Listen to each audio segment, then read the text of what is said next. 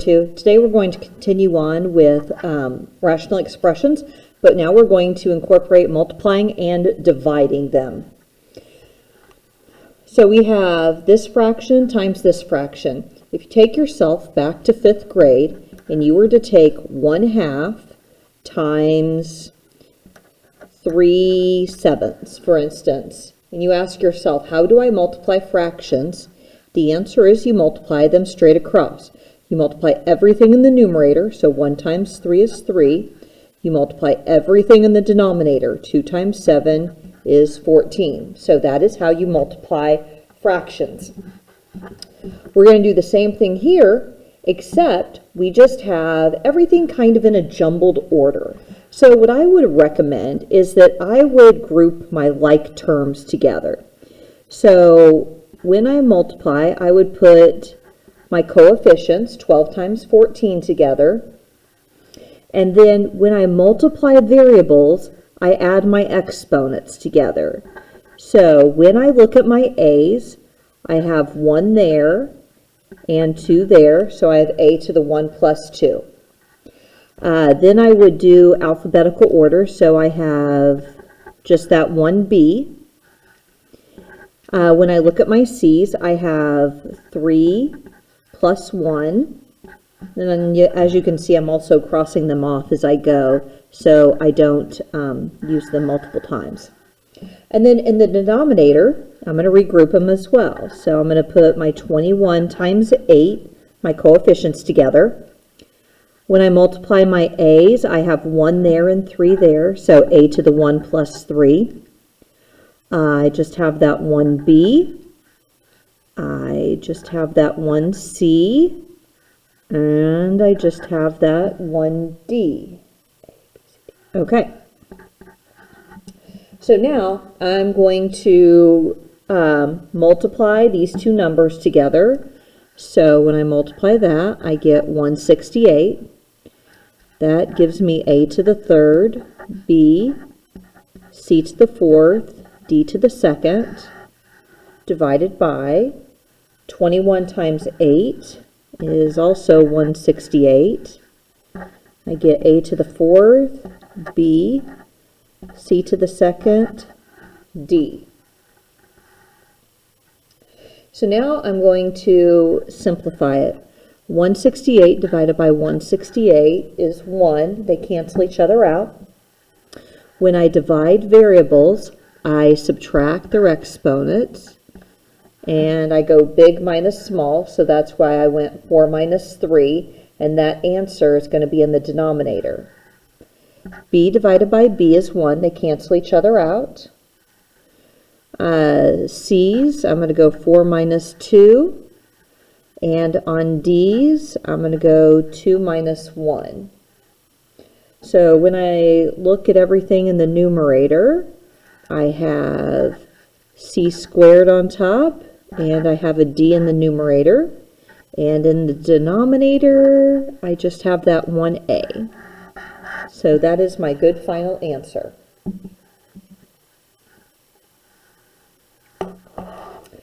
On the second one, so now we have some trinomials in with it as well. So what you want to do is, oops, I'm off the screen. We are definitely going to factor everything first.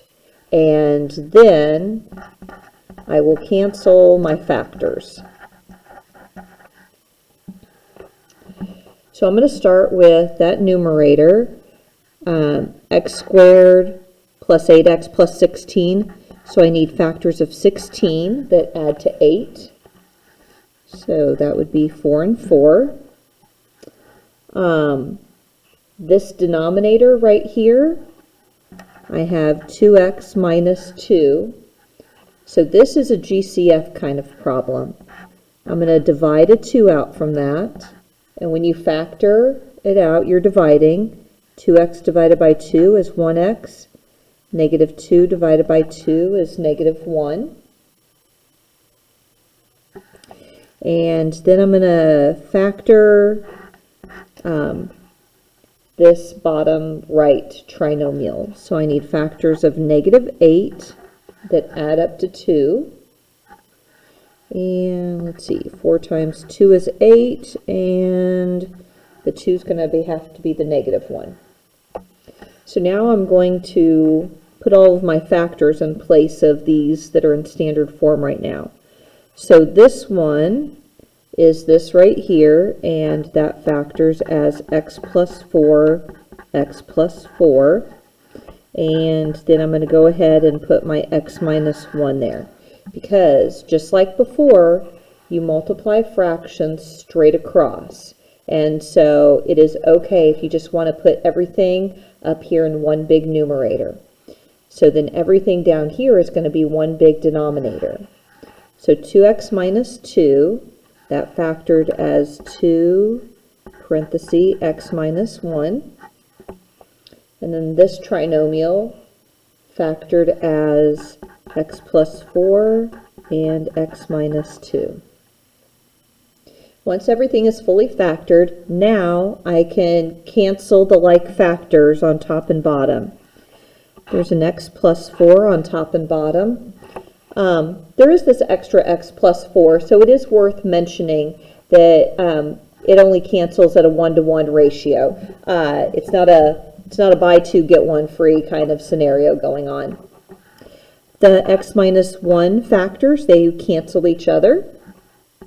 And I don't have anything else common to the numerator and denominator. So I have x plus 4 in the numerator. And then the 2, that's a 2, Amy. Oops. 2x minus 2 in the denominator. So that is how you factor and then cancel that. Number 3. All right, so we have a couple of terms. I see a GCF on top. I'm going to factor that as a difference of squares. And then on these, I'm going to make some ACB charts. So let's get this silly cord out of the way. Okay. I'm going to factor x squared minus 3x first. Oh gosh. All right, so I see an x common to both terms, so I'm going to factor an x out of that. Factor is basically division. X squared divided by x is x, and negative 3x divided by x is negative 3. The top right trinomial, I need factors of negative 5 that add up to 4. So I'm going to use 5 and 1, and it adds up to positive 4, so therefore the 1 is negative. And the bottom one, I have x squared minus 25. So I've been doing this a couple different ways. Some classes thought that it was best to put a filler 0 in,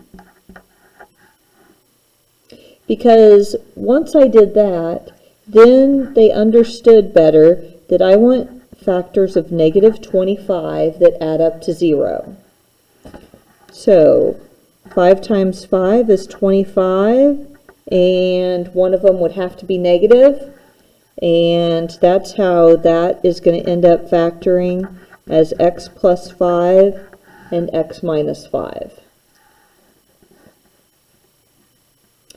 And then finally, this last one over here, let's see, I think I'm still on the screen. I need factors of 3 that add up to negative 4. All right, so my only factors of 3 are 1 and 3. So 1 plus 3 equals a positive 4. All right, so I guess they both need to be negative. Negative times negative equals a positive, and negative 1 plus negative 3 adds up to negative 4. All right, so now I'm going to put all my factors in place of the standard form. This top left one is x minus 3. This right here is, I'm going to put in these factors, x plus 5 and x minus 1. The bottom left, that factored as x plus 5, x minus 5. And the bottom right factors right here as x minus 1 and x minus 3. So now everything is fully factored. Once it's factored, now you may cancel. What's common to the numerator and denominator? Those x minus 1s, x minus 3s, x plus 5. I don't see anything else that cancels, so my final answer is x divided by x minus 5.